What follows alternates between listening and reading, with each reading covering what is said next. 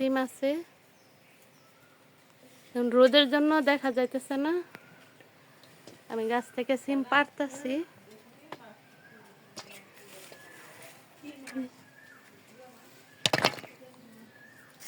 অনেক সুন্দর, গ্রামের বাসায় কাইক্কা সিম বলে, কেউ বলে বিরান্না সিম। কি সুন্দর দেখুন।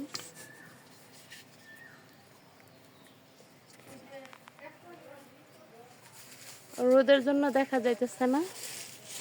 আমি কিন্তু আবারও চলে আসছি শাশুড়ির বাড়িতে। আজকে আমাদের বাড়িতে ইফতার পার্টি, মসজিদে ইফতার দেওয়া হবে, সেজন্য চলে আসছি তালহার আমি। এখন গাছ থেকে তাজা তাজা সিম পাড়তেছি, মাছ দিয়ে রান্না করব।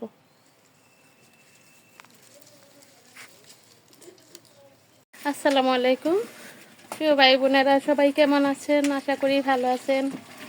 দেখুন, তানজিনের আম্মু খিচুড়ি বসাই দিছে, কিন্তু আমরা আজকে মসজিদে ইফতারি দিব খিচুড়ি দিয়ে। আপা খিচুড়ি রান্না করতেছে।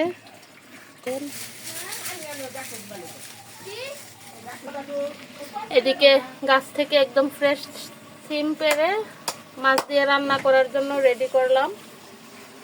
আর মুরগি রান্না করব। এখানে আছে তেলাপিয়া মাছ।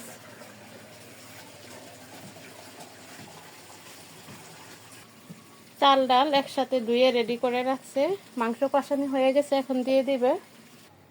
চাল কিন্তু দিয়ে দিলাম। আর এখানে বুটের ডাল আলাদা সিদ্ধ করে রাখা আছে, ওটা এখন দিয়ে দিব। খিচুড়ি কিন্তু বলক উঠে গেছে। তালহা দেখুন খিচুড়ি লাগতেছে।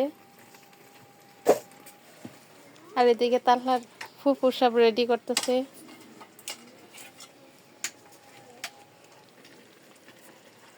আমাদের খিচুড়ি কিন্তু হয়ে গেছে, নামিয়ে ফেললাম। আর এদিকে আমি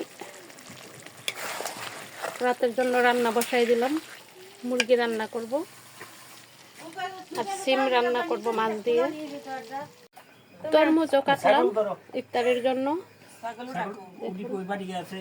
এদিকে আমার মুরগি তরকারি কিন্তু প্রায় হয়ে গেছে। এখন এটা নামাই আমি মাছ তরকারি বসাই দেব। আমি কিন্তু মাছ তরকারি বসাই দিতেছি। মশলাটা কষানো হয়ে গেছে, এখন আমি মাছ দিয়ে দেব।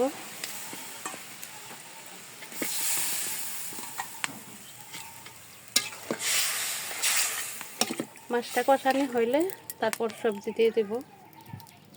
আমাদের রান্না কিন্তু কমপ্লিট হয়ে গেছে। এই যে গাছের সিম দিয়ে পুকুরের মাছ দিয়ে রান্না করলাম। এখানে চেপা শুটকি ভর্তা বানালাম আর মুরগি দিয়ে বুটের ডাল দিয়ে রান্না করলাম।